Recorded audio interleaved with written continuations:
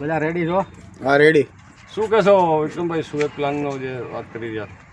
પાટડી નગરપાલિકાના સત્તાધીશોએ એમના પોતાના 5 વર્ષના કાર્યકાળમાં પાટડી નગરને કોન્ક્રીટનું જંગલ બનાવવાનું જ કામ કર્યું છે અને એન કેન પ્રકારે મળતિયા કોન્ટ્રાક્ટરોને કેવી રીતના આર્થિક લાભ થાય, જનતાની પરિસ્થિતિ એની એ જ રહે, એ લોકોને રોડ રસ્તા ઉભરાતી ગટરોની સમસ્યા એમાં ને એ જ રહે, પરંતુ એમના મળતિયા કોન્ટ્રાક્ટરોને આર્થિક લાભ મળે એ માટે થઈ અને પાટડી નગરમાં તમે જુઓ તો રિવરફ્રન્ટનું 7 કરોડથી વધારેનું કામ, સુએજ પ્લાન્ટનું 6 કરોડથી વધારેનું કામ, તમે નલ સે જલ યોજનાનું કામ જુઓ તો એ 6 કરોડથી વધારેનું કામ, સોલિડ વેસ્ટ પ્લાન્ટનું કામ ગણો તો એ 2 કરોડથી વધારેનું કામ, અને આ તમામ જે પ્રોજેક્ટો છે એમાં ક્યાંક ને ક્યાંક હલકી ગુણવત્તાનું મટીરિયલ યુઝ કરવામાં આવ્યું.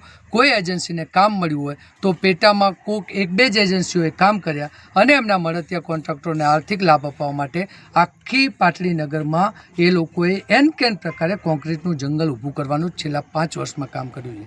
નગરપાલિકાનો જે રિવરફ્રન્ટનું લોકાર્પણ થયું ત્યારથી જ લઈ અને હું એની સામે સવાલ ઉઠાવી રહ્યા છે. એનો જે રસ્તો બનાવ્યો છે એ રસ્તો તોડી અને એનું નવીનીકરણનું કામ કરવામાં આવ્યું છે.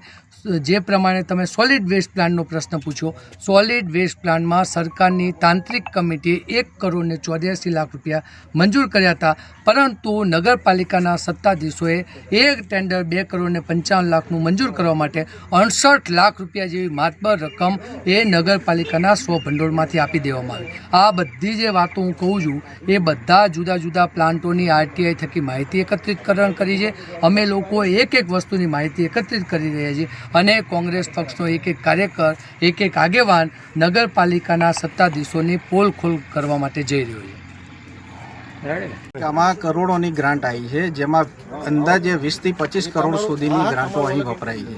પણ જે ગ્રાન્ટ આ લોકોએ વાપરેલી છે સત્તાધીશોએ એમાંનું કોઈ સ્થળ પર કામ થયું નથી, જે બાબતે વિક્રમભાઈએ અત્યારે હાલમાં રજૂઆત કરી. આ સિવાયનો એક મહત્વનો મુદ્દો એ છે કે પાટડી નગરપાલિકામાં હિંમતપુરા અને નારાયણપુરા નામના 2 ગામનો સમાવેશ થયેલો છે અને એનું જે તળિયું છે એટલે કે એની જે જમીન છે એ કે અને K1 પ્રકારની છે.